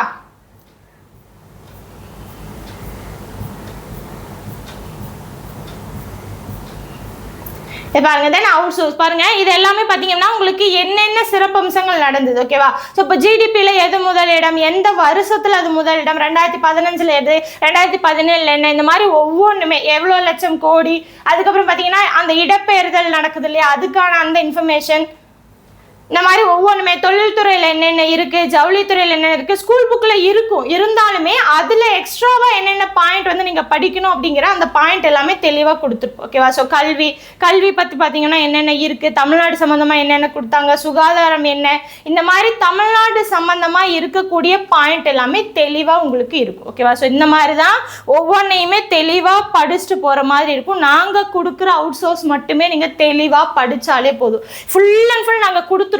ஆனா நீங்க தான் தெளிவா படிக்கணும். ஓகேவா? இப்போ கரண்ட் அஃபேர்ஸை பொறுத்த வரைக்கும் நமக்கு ஜனவரிலேருந்து நம்ம வந்து வெல்வம் பேட்சுக்கு நம்ம சொல்லியிருக்கோம். ஓகேங்களா? ஸோ ஜனவரிலேருந்து நம்ம கரண்ட் அஃபேர்ஸ் வந்து கவர் பண்ண போகிறோம். இந்த கரண்ட் அஃபேர்ஸ் அப்படின்றது தினசரி முக்கியமான செய்திகள் இதெல்லாம் நம்மளுக்கு யூனிட் 1லேருந்து யூனிட் 6 வரைக்கும், யூனிட் 1லேருந்து 6 வரைக்கும் என்னென்ன இப்போ சயின்ஸ் ஆகட்டும், ஜாகிரஃபி ஆகட்டும், பொருளாதாரம் ஆகட்டும், அப்புறம் அரசியல் ஆகட்டும், அதே மாதிரி உங்களுக்கு ஆட்சியல் ஆகட்டும், அதே மாதிரி உங்களுக்கு வந்து பார்த்திங்கன்னா தமிழ்நாடு வளர்ச்சி நிர்வாகமாகட்டும், இது சார்ந்து என்னென்ன கேள்விகள் கேட்கப்படுமோ அப்போ அந்த ஆங்கிளில் தான் வந்து பார்த்திங்கன்னா உங்களுக்கு கரண்ட் அஃபேர்ஸ் நோட்ஸே இருக்கும்.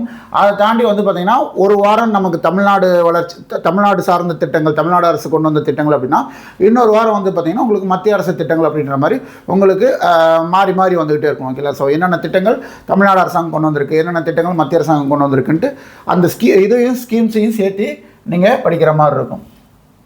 ஸோ ஃபார் எக்ஸாம்பிள் நான் ஒன்று ஓப்பன் பண்ணுற பாருங்கள். இப்போ வந்து இது ஏப்ரல் மாதத்துடைய நடப்பு நிகழ்வுன்னு எடுத்துக்கிட்டோம்னா 1ஆம் தேதியிலேருந்து 7ஆம் தேதி வரைக்கான நடப்பு நிகழ்வுகள். ஓகேங்களா? ஸோ என்னென்ன பாருங்கள், முக்கிய தினங்கள் என்னென்ன.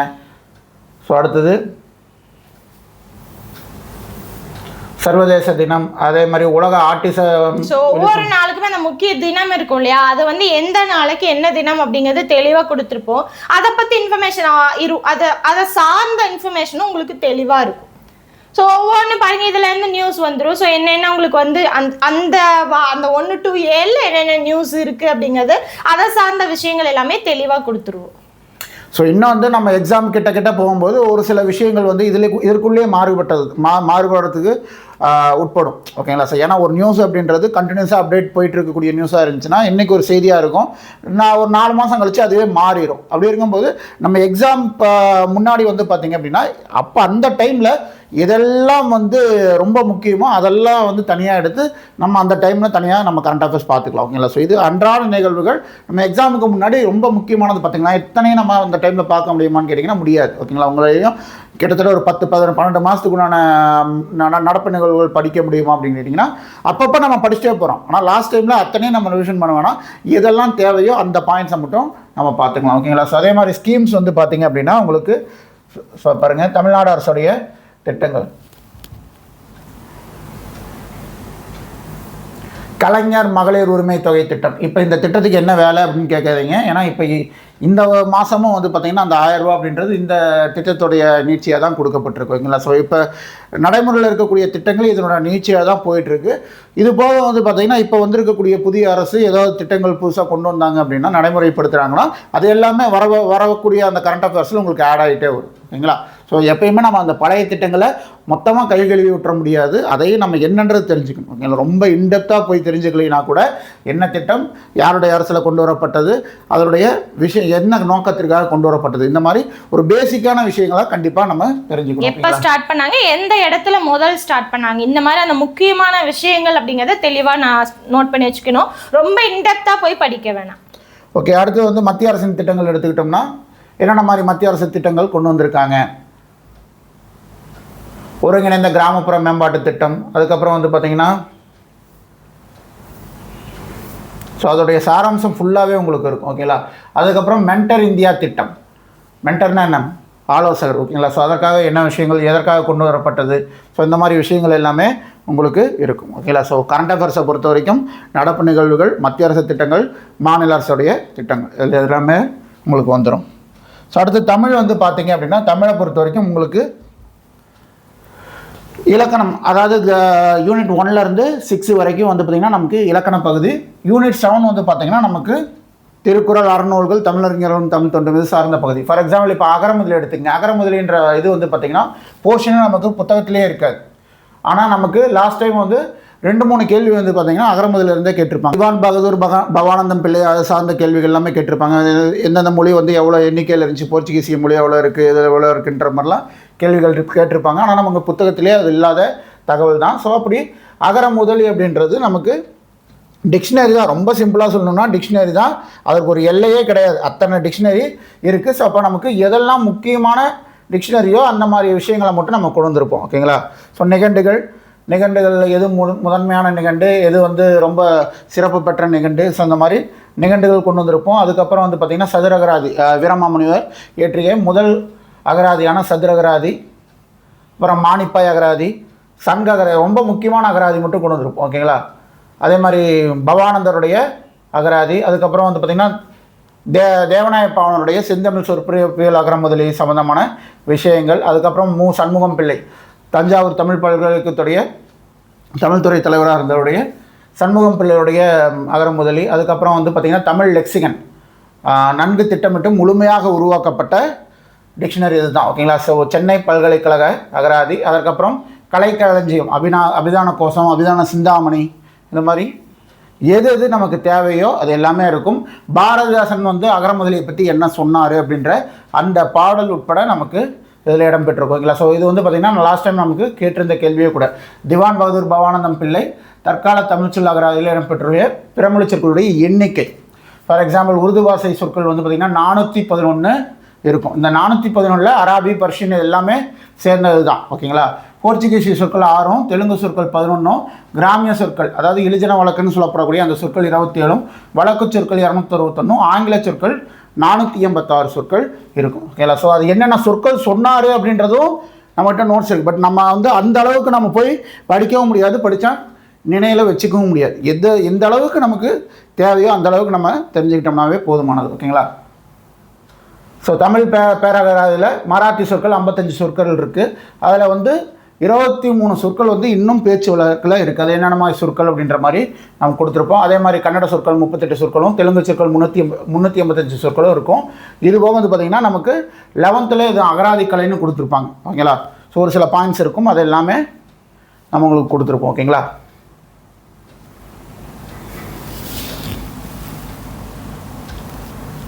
ஸோ அடுத்து பார்த்தீங்கன்னா இப்போ திருக்குறள் எடுத்துக்கிட்டோம்னு வச்சுக்கோங்க.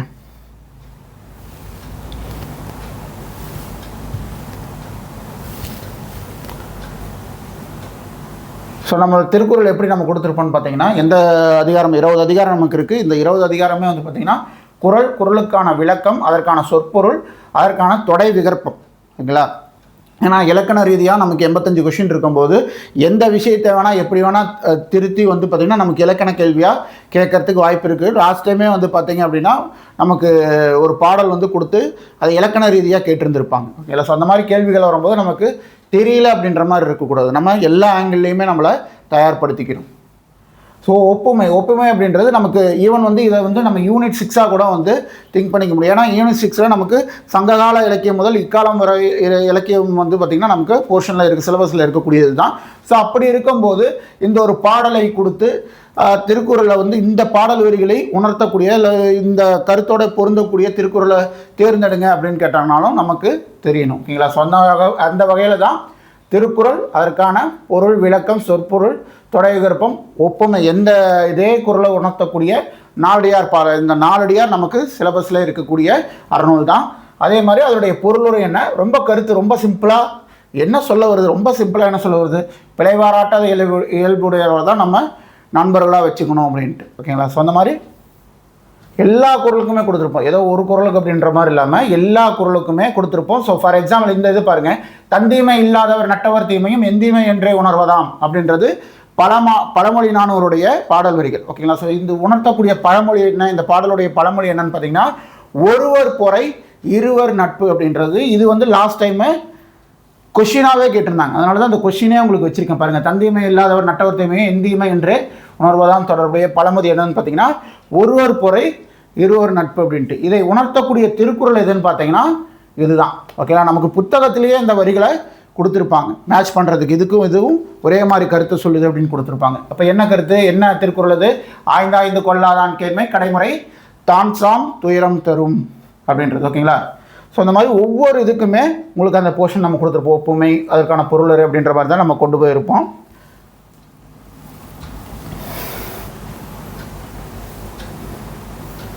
ஸோ இது வந்து கூட ஒழுக்கமாகட்டும், ஸோ இருந்துச்சுன்னா ஓகேங்களா, எல்லாத்துக்குமே ஒப்புமை நம்ம இருக்குன்றது சொல்ல முடியாது. ஒரு சிலதுக்கு இல்லாமையும் போகலாம். இருந்ததுன்னா அதற்கான அந்த தகவல்களும் சேர்ந்துருக்கும். இல்லை அப்படின்னா குறளுக்கான விளக்கம், சொற்பொருள், தொடை விருப்பம் அந்த மாதிரி நமக்கு போயிடும். ஓகேங்களா. ஸோ இது போக வந்து பார்த்திங்கன்னா அணி என்ன அணி பயின்று வருது, ஒவ்வொரு திருக்குறளையும் அணிகள் பயின்று வந்துச்சுன்னா அந்த அணி என்ன அணின்ற அந்த தகவலும் நமக்கு திருக்குறளில் நம்ம கொடுத்துருப்போம்.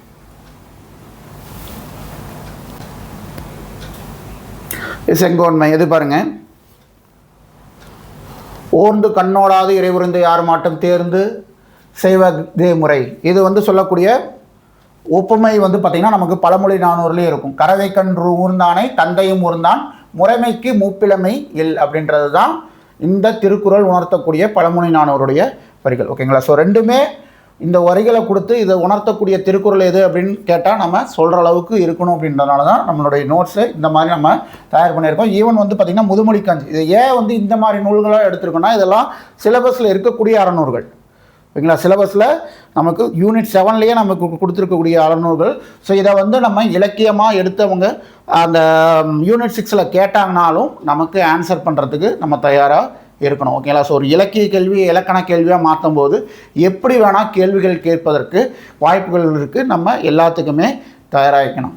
இப்போ ஃபார் எக்ஸாம்பிள் முதுமொழி காஞ்சி பாருங்கள், ஏமம் வேண்டுவோன் முறை செயல் தண்டான் அப்படின்றதும் இதே குறள் உணர்த்தக்கூடிய பொருள் தான். ஓகேங்களா. அறநூறுகள் வந்து பார்த்திங்க அப்படின்னா உங்களுக்கு இப்போ ஔவையார் பாடல் எடுத்துக்கிட்டிங்கன்னா ஔவையார் பாடல்களுடைய இது வந்து பார்த்திங்கன்னா புத்தகத்தில் எங்கெங்கே கவர் ஆகுதுன்றது முதல்லையே கொடுத்துருப்போம். புத்தகத்தில் இத்தனை பக்கங்களில் வந்து இத்தனை லெசனில் உங்களுக்கு கவர் ஆகும். ஓகேங்களா. ஸோ எந்த இடத்துல ஈவன் ஒரு லைன் இருந்தாலும் அது எல்லாமே நம்மளுடைய நோட்ஸில் உங்களுக்கு இருக்கும். சங்ககால ஔவையார் அவங்க எழுதின பாடல், அதற்கப்புறம் அவங்களுக்கு பிற்பட்ட ஔவையார் எழுதினது, அவங்கள பற்றின முக்கிய குறிப்பு என்ன, வாக்குண்டாம் நலமணம் உண்டாம் மாமலரால் அப்படின்றது இது வந்து பார்த்திங்கன்னா மூதுரையில் கடவுள் வாழ்த்து பாடலாக இடம்பெற்ற பாடல். அதே மாதிரி வந்து பார்த்திங்கன்னா பாரதியார் வந்து தமிழ் மகள் அப்படின்ட்டு ஔவையாரை பாராட்டின வரிகள். ஸோ பின்னாடியே வந்து பார்த்திங்கன்னா புக்கோடைய அந்த இதையும் நம்ம வச்சுருப்போம். ஓகேங்களா. ஸோ இம்பார்ட்டன்ட் பாயிண்ட்ஸை நம்ம முன்னாடி நோட்ஸாக வச்சுட்டு அந்த பாடல் வரிகளையும் நம்ம பின்னாடி வச்சுருப்போம். ஸோ நீங்கள் புக்கையும் படிக்கலாம், ஸ்கூல் புக் கண்டென்ட்டையும் படிச்சிருவீங்க. எது இம்பார்ட்டண்ட்டோ அதையும் நம்ம படிக்கிற மாதிரி தான் நம்ம இது பண்ணியிருக்கோம்.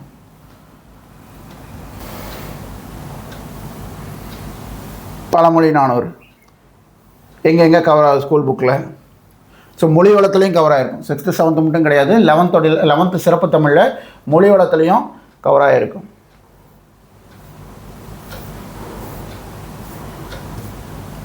ஸோ அந்த 2 பழமொழி மட்டும் கிடையாமல் 11th ஸ்கூல் புக்லேயே நமக்கு இத்தனை பழமொழிகள் கொடுத்துருப்பாங்க. 1000 காக்கைக்கு ஒரு வந்து 27 பழமொழிகள். மொத்தமாக வந்து பார்த்திங்கன்னா நமக்கு 30 பழமொழிகள் நமக்கு புத்தகத்திலேயே இருக்கும். அதை தாண்டி என்னென்ன முக்கியமான பழமொழிகளோ அது ப்ளஸ் அதற்கான பொருள் எல்லாமே நம்ம சேர்த்து இங்கே கொடுத்துருப்போம். ஓகேங்களா. ஸோ பழமொழி அதோடைய பொருள் அப்படின்ற மாதிரி நம்ம இந்த நோட்ஸ் ரெடி பண்ணியிருப்போம். ஸோ அடுத்தது வந்து பார்த்திங்கன்னா தமிழறிஞர்கள். இது அறநூல்கள் 9 நூல்கள் நமக்கு இருக்கும். அந்த 9 நூலும் இருக்கும் ப்ளஸ் திருக்குறள் இது எல்லாமே இருக்குது. ஸோ தமிழறிஞர்களை பொறுத்த வரைக்கும் நம்ம பார்த்திங்க அப்படின்னா ஊவேசா நமக்கு தேப்போமி, இலக்குவனார், அதுக்கப்புறம் வந்து பார்த்திங்கன்னா Veeramamunivar, G U Pope, T K. Chidambaranathar, Bharathidasan, Mudiyarasan, பிரிஞ்சித்திரநாதர், அதுக்கப்புறம் வந்து பார்த்திங்கன்னா தேவநாய பாவனர் அப்படின்ட்டு எல்லாத்துக்குமே நோட்ஸ் இருக்கும். ரொம்ப சிம்பிளாக பிறப்பு, அவங்களுடைய இயற்பெயர், பெற்றோர், காலம், ஸோ இது சார்ந்து இது வேறு ஏதாவது முக்கியமான தகவல் இருந்துச்சுன்னா அதெல்லாமே இங்கே வந்துடும். அதுக்கப்புறம் அவங்களுடைய பள்ளிக்காலம், பணியாற்றிய இடம், அவங்க எழுதின நூல், ஓலைச்சுவடி கதை. ஸோ ஓலைச்சுவடி நமக்கு தெரியும். அந்த குறிஞ்சி பூக்கள் வந்து பார்த்திங்கன்னா எத்தனை கண்டுபிடிச்சிருப்பார், ஒரு 3 கண்டுபிடிக்காமல் இருந்திருப்பார். இந்த 3 என்னன்றதையும் நம்ம தேடி கண்டுபிடிச்சி அதையும் நம்ம வச்சுருப்போம். ஏன்னா லாஸ்ட்டு நம்ம எக்ஸ்பீரியன்ஸ் பண்ணது அந்த மாதிரி லாஸ்ட் இயர் எக்ஸாமில்.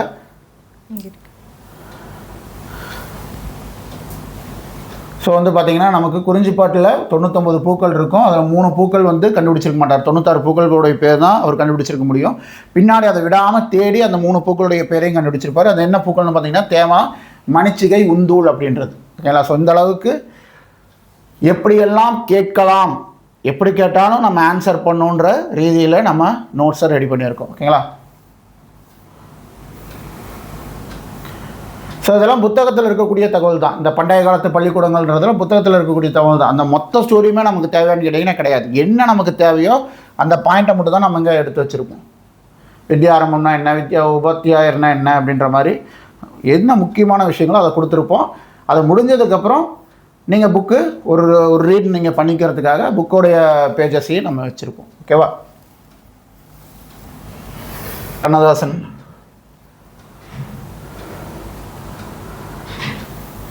பற்றின பள்ளி பாடங்கள் எங்கெந்த லெசனில் இருக்குது. ஸோ அவர் பற்றின பிறப்பு குறிப்பு, அதுக்கப்புறம் அவர் திரைத்துறைக்கு அறிமுகப்படுத்தியவர் யார், எந்த படத்தில் ஃபஸ்ட்டு ஒரு பாட்டு எழுதினது, கலங்காதிர மனமே அப்படின்ற பாடல் தான் கண்ணியின் காதலின்ற படத்தில் எழுதியிருப்பார். 1949 வந்த படம். லாஸ்ட்டு எக்ஸாமில் வந்து பார்த்திங்கன்னா இந்த கொஷின் கேட்டிருந்தாங்க. ஓகேங்களா? ஸோ அவர் எழுதின நூல்கள் என்னென்ன, அவர் என்னென்ன இதழ்கள் நடத்தினார், எந்தெந்த இதழ்களில் ஆசிரியராக பணிபுரிஞ்சார், அவருடைய சிறப்புகள் என்ன, கண்ணதாசனுடைய வாழ்வில் இருக்கக்கூடிய முக்கிய குறிப்புகள். ஓகேங்களா? ஸோ அவருடைய பேர் கண்ணதாசன் கிடையாது, அவருடைய இயற்பெயர் அப்படின்றது நாராயணன் அப்படின்ற மாதிரி. ஸோ அவரை பற்றின முக்கிய குறிப்புகள் இது எல்லாமே உங்களுக்கு இருக்கும். அதற்கப்புறம் வழக்கம் போல் இந்த புத்தக குறிப்பு அப்படின்ற மாதிரி இடம்பெற்றிருக்கும். ஸோ இந்த மாதிரி தான் வந்து உங்களுக்கு யூனிட் 7 நோட்ஸ் இருக்கும். தமிழ் பொறுத்த வரைக்கும் பார்த்தீங்க அப்படின்னா உங்களுக்கு பிவைக்யூவும் இருக்கும். ஓகேவா? ஸோ பிவைக்யூ சார்ந்து நிறைய, ஏன்னா வந்து நீங்கள் சிலபஸ் பேஸில் படிக்க போகிறீங்க. இலக்கணம் பேஸில் படிச்சிங்க அப்படின்னா ஸ்கூல் புக்கில் இருக்கக்கூடிய A to Z எல்லாமே கவர் பண்ணலாம் இலக்கணத்தை பொறுத்த வரைக்கும். ஏன்னா இலக்கணத்தை மொத்தமாக 6 இலக்கணமாக பிரித்து படிச்சிருப்போம்.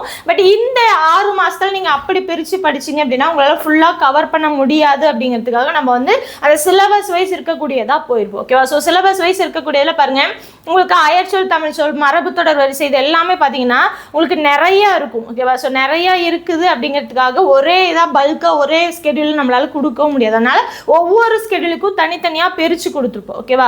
ஸோ அது நான் காட்டுறேருங்க. அது போக பார்த்தீங்கன்னா பிவைக்யூவில் இருக்கக்கூடியது, ஸ்கூல் புக்கில் கவர் ஆகக்கூடியது, இது எல்லாமே உங்களுக்கு இருக்கும். இப்போ இந்த ஊர் பெயர்களோட மறு இருக்கு இல்லையா, அது பார்த்தீங்கன்னா உங்களுக்கு இந்த இடத்துல தான் வரும். ஓகேவா? ஸோ நான் மறு அப்படிங்கிறது என்னென்னு தெரிஞ்சாதான் ஊர் பெயரோட மறு அப்படிங்கிறது உங்களுக்கு தெரியும். அப்போ அது சார்ந்து அந்த ஸ்கூல் புக்கில் இருக்கக்கூடிய கண்டென்ட், அதுக்கப்புறம் பார்த்தீங்கன்னா பிவைக்யூவில் இருக்கக்கூடிய கண்டென்ட், இந்த மாதிரி பிவைக்யூ ஃபுல்லாகவே உங்களுக்கு இருக்கும். ஓகேவா? நிறைய பிவைக்யூ கொஸ்டின் நீங்கள் வந்து ரிப்பீட்டடாக படிப்பீங்க. இப்போ பார்த்தீங்கன்னா ஓரெழுத்து ஒரு மொழி இருக்குன்னு வச்சுக்கோங்களேன், அதுக்கு பிவைக்யூவும் கொடுத்துருப்பேன். ஸ்கூல் புக்கில் பார்த்தீங்கன்னா உங்களுக்கு மொத்தமாக 42 தான் இருக்கும். அந்த 42 மட்டும் 10 பத்தாது. ஏன்னா அதில் பார்த்தீங்கன்னா நெடில் வந்து உங்களுக்கு 40 இருக்கும், குறில் 2 தான் இருக்கும். அது போக ஒவ்வொன்றுக்குமே ஒவ்வொரு பொருள் தான் இருக்கும், அது மட்டும் பத்தாது. ஏன்னா ஒரே இதுக்கு நிறைய பொருள் இருக்குது. ஸோ அந்த மாதிரி அது போக குறில் எழுத்துக்களும் நிறைய இருக்குது. அப்போ அதுக்கான அந்த பொருள் எல்லாமே இருக்குது. ஏன்னா நிறைய டைம் இதுலேருந்தே இப்போ ரீசெண்டாக குரூப் 4 ஆகட்டும், குரூப் 2, 2A ப்ரிலிம்ஸ் இதுக்கு முன்னாடி எழுதினாங்களே 2025, அதுல எல்லாமே உங்களுக்கு நிறைய கேள்விகள் அப்படிங்கிறது இதுல இருந்து வந்தது. ஸோ இந்த மாதிரி நிறைய இருக்கும். ஓகேவா? ஸோ ஃபுல் அண்ட் ஃபுல் நீங்க படிக்கிற மாதிரி தான் இருக்கும். இது தெளிவா ஃபுல்லா நீங்க படிச்சிட்டீங்கன்னா போதுமானது தான். அடுத்து பார்த்தீங்கன்னா உங்களுக்கு சொல்லும் பொருளும், அதுக்கப்புறம் பார்த்தீங்கன்னா ஒரு நிமிஷம் இருங்க. ஸோ பிரித்தல் இதெல்லாம் பாருங்க நிறைய கொடுத்துப்போம். ஸோ மரபு தொடரோட பொருள் அறிதல் இருக்கு இல்லையா, ஸோ இது எல்லாமே இது பார்த்தீங்கன்னா உங்களுக்கு கவர்மெண்ட் நோட்ஸாக இது வந்து கொடுத்துருப்பாங்க. ஓகேவா? So out source, government notes, then அடுத்து பார்த்தீங்கன்னா உங்களுக்கு பிவைக்யூவில் வரக்கூடியது அது எல்லாமே இருக்கும். இப்போ வேர்ச்சொல் பார்த்தீங்கன்னா இப்படி இருக்கும். ஓகேவா? ஸோ வேர்ச்சொல் அதை அடிச்சலை வச்சு நம்ம என்னென்ன கொண்டு வரணும் அப்படிங்கிறது இருக்கு இல்லையா. ஸோ வேர்ச்சொல்லுக்கு நிறைய கொடுத்துருப்பேன் பாருங்கள், இந்த மாதிரி நிறைய இருக்கும். எல்லாம் எப்படி வந்து வரும், மேக்சிமம் அந்த இது இருக்கு இல்லையா, வேர்ச்சொல் எல்லாமே உங்களுக்கு கட்டளை பொருளாக தான் வரும். பெயர் சொல்ல மட்டும் உங்களுக்கு கட்டளை பொருளாக வராது.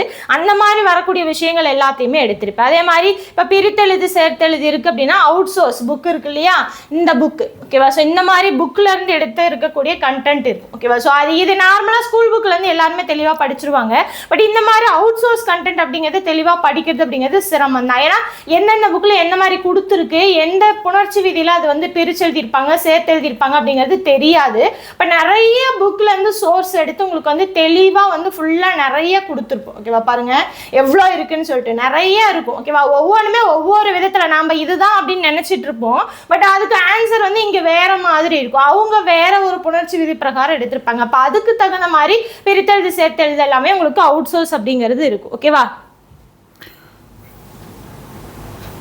இங்கே பாருங்க, இப்போ பழமொழி பார்த்தீங்க அப்படின்னா பழமொழி பாருங்க எவ்வளோ இருக்குன்னு சொல்லிட்டு. ஸோ நிறைய பழமொழிகள் நிறைய அந்த அவுட் சோர்ஸ் புக்கில் இருந்து இருக்குது. ஸோ எல்லா கண்டென்ட்டும் கொடுத்துருவோம். ஓகேவா? ஸோ இதெல்லாமே பாருங்கள் எத்தனை பழமொழி ஸ்கூல் புக்கில் நீங்கள் இந்த அளவுக்கு படிச்சிருக்க மாட்டீங்க, அந்த அளவுக்கு நிறையா இருக்கும்.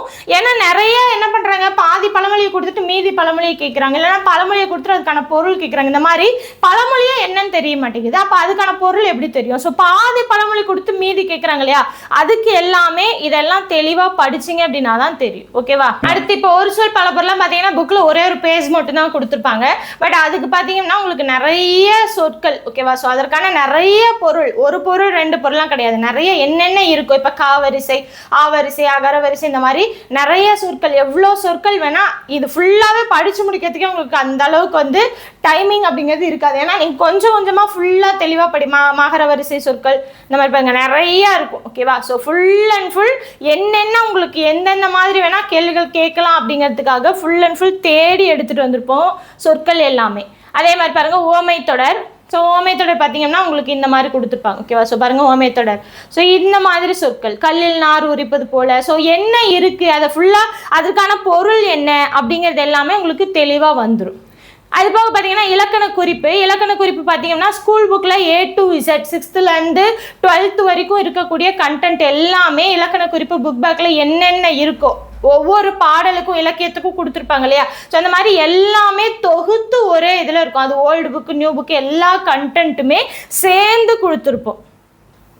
பெயர் சொல், தமிழ் சொல், இது எல்லாமே பார்த்தீங்கன்னா உங்களுக்கு ஒரு சிலது எல்லாமே பிவைக்கும் சேர்ந்து வரும். ஓகேவா? ஸோ இப்போ அகரவரிசை சொற்கள் இருக்குது அப்படின்னா அகரவரிசை சொற்களில் நிறைய நீங்கள் வந்து தெளிவாக அடுத்தடுத்து நீங்கள் வந்து என்ன பண்ணுறோம். இப்போ அகரவரிசையில் ரொம்ப சிம்பிளாக எல்லாருமே எழுதக்கூடியது தான், இருந்தாலுமே அது ஸ்கூல் புக்கில் எந்தெந்த இடத்துல கவர் ஆகக்கூடியது, அடுத்து பிவைக்குள்ளே எந்த மாதிரிலாம் கேட்டிருக்காங்க, ஸோ அதெல்லாமே எப்படி பண்ணணும். ஸோ இதை ப்ராக்டிஸ்க்காக யூஸ் பண்ணிங்க இந்த மாதிரி இருக்கு இல்லையா. ஸோ இதெல்லாமே ப்ராக்டிஸ்க்காக யூஸ் பண்ணுறது ஸ்கூல் புக்கில் இருக்கக்கூடியது.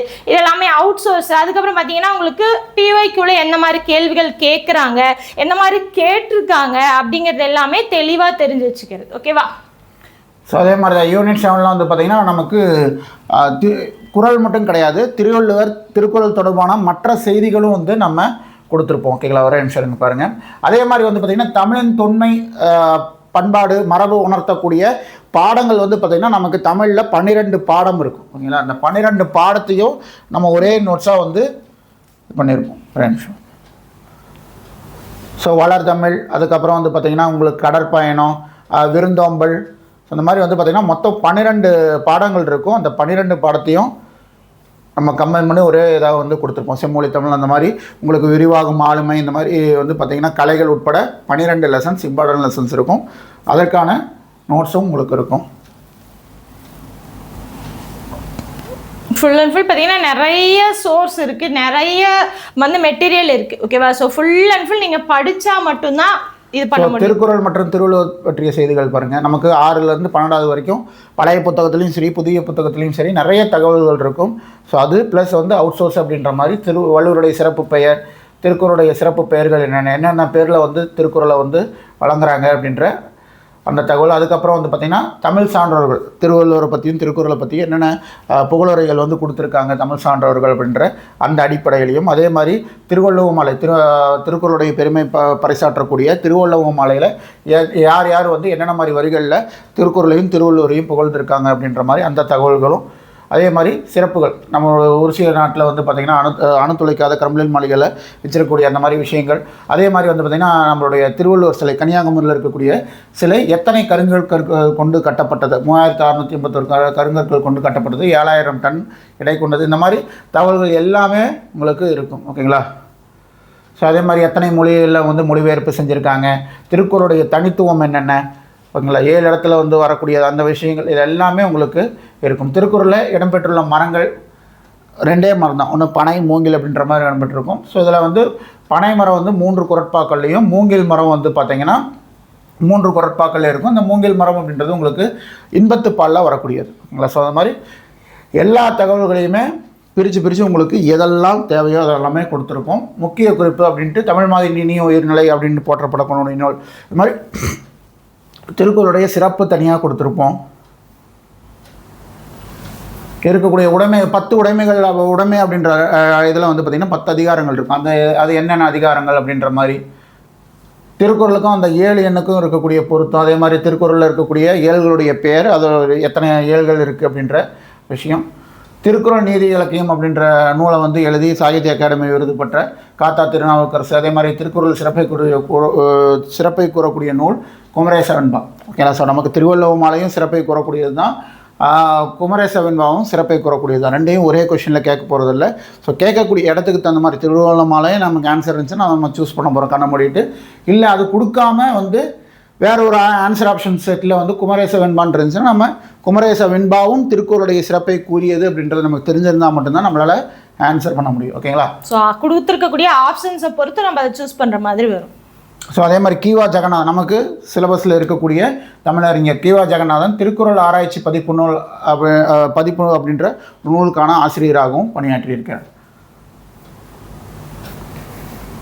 ஸோ இந்த மாதிரி நமக்கு சிலபஸ் பேஸ்டு வந்து என்னென்ன பாயிண்ட்ஸ் நமக்கு நோட்ஸாக வேணுமோ அது எல்லாமே உங்களுக்கு இருக்குது. எதுக்குமே இல்லாமல் இருக்காது. சிலபஸில் நீங்கள் பார்க்கக்கூடிய ஒவ்வொரு டாப்பிக்குமே நம்மளுடைய நோட்ஸ் அப்படின்றது உங்களுக்கு இருக்கும். அதற்கான கிளாஸ் அப்படின்றதும் உங்களுக்கு இருக்கும். ஃபுல்லாக தெளிவாக கொடுத்துருவோம். எல்லாத்துக்குமே நோட்ஸ் கொடுத்துருவோம். நிறைய நோட்ஸ் கொடுத்துருக்கீங்களா மேம்? இது எல்லாமே 1000 ரூபாய்க்கு கொடுப்பீங்களா, இல்லை இன்னும் அடிஷ்னலாக சேர்ந்ததுக்கப்புறம் கேட்பீங்களா அமௌண்ட் அப்படிங்கிற மாதிரி டவுட் வேணாம்.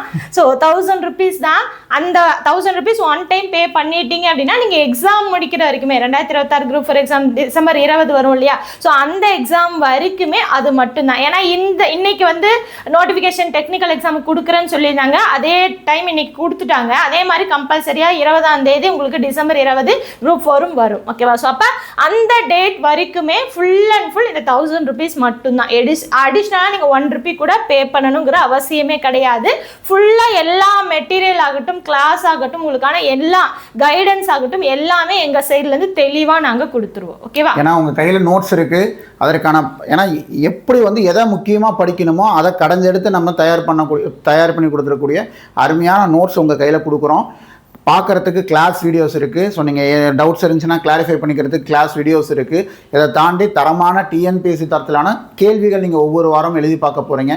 இதற்கு மேலே வந்து நீங்கள் வெற்றி அடைவதற்கு வேறு விஷயமே தேவையில்லை. ஓகேங்களா? ஸோ என்னென்னா உங்களுக்கு நீங்கள் ஜெயிக்கிறதுக்கு, நீங்கள் அந்த அரசு அதிகாரின்ற அந்த போஸ்டிங்கை வாங்குறதுக்கு என்னென்ன விஷயங்கள் தேவையோ அது எல்லாமே நம்மளுடைய பேட்சில் இருக்கும். ஸோ கண்டிப்பாக நீங்கள் ஜெயிக்கணும் அப்படின்ற அந்த அடிப்படையில் தான் நம்மளுடைய பேட்சுடைய நேமே வந்து பார்த்திங்கன்னா வெல்வோம் அப்படின்னு வச்சுருக்கோம். ஓகேங்களா? ஸோ கண்டிப்பாக நீங்கள் எல்லாருமே வெல்வீங்க. அதில் எந்த ஒரு மாற்றமுமே கிடையாது. ஓகேவா? இந்த டைம் குரூப் 4 எக்ஸாம் பாஸ் பண்ணி நான் வந்து கவர்மெண்ட் ஆஃபீஸர் ஆகணும்னு நினைக்கிற எல்லாருமே கண்டிப்பாக இந்த பேட்சில் ஜாயின் பண்ணுங்க. ஸோ வாய்ப்பு அப்படிங்கிறது ஒவ்வொரு டைமே வந்துக்கிட்டே இருக்காது, அடிக்கடி வராது. வரும்போதே அதை நம்ம வந்து பயன்படுத்திக்கணும். அப்போ தான் நம்மளால் சாதிக்க முடியும். ஸோ இந்த பேட்சை வந்து ஜாயின் பண்ணி நீங்கள் வந்து உங்களோட அந்த சாதனையை நீங்கள் வந்து இது வரைக்கும் பண்ண சாதனைகளோட முறியடிச்சுட்டு நீங்கள் என்ன பண்ணணும்? கவர்மெண்ட் ஆஃபீஸராக வந்துடணும். ஓகேங்களா? ஸோ நம்ம சொன்ன மாதிரி அடுத்தடுத்த தகவல்கள், நம்மளுடைய கொஷின் பேப்பரு, பேட்சில் என்னென்ன மாதிரி விஷயங்கள் இருக்கும், இது எல்லாமே அடுத்தடுத்த வீடியோஸ் உங்களுக்கு வரும். ஸோ கான்ஃபிடென்ட்டாக ஜாயின் பண்ணுங்கள். நிச்சயம் வெற்றி பெறலாம். ஜாயின் பண்ணுறதுக்கு முன்னாடி கம்பல்சரியாக அந்த ஸ்டடி பிளான் வீடியோவை தெளிவாக பார்த்துட்டு அதுக்கப்புறம் நீங்கள் ஜாயின் பண்ணிக்கலாம். ஓகேவா? நல்லபடியாக படிங்க. All the best. தேங்க்யூ.